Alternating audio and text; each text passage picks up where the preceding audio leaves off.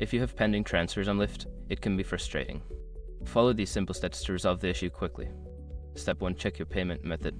Before filing a refund or dispute, use the SROC.com link in the description to open the refund dispute deadline calculator and confirm your deadline. Step 2. Review transfer status. Open the Lyft app and navigate to the transfers section. Check the status of your pending transfers to see if there are any specific error messages or reasons for the delay. Step 3. Contact customer support. If the issue persists, reach out to Lyft as customer support. You can do this through the app by selecting Help and then Get Help. Explain your situation clearly for faster assistance. Step 4. Wait for processing. Sometimes transfers may take longer due to processing times. Allow some time for the transfer to complete, especially if it is a bank transfer, which can take a few business days. Step 5. Reinitiate transfer. If the transfer remains pending after a reasonable time, consider reinitiating the transfer. Go back to the transfers section and try to send the funds again, ensuring all details are correct.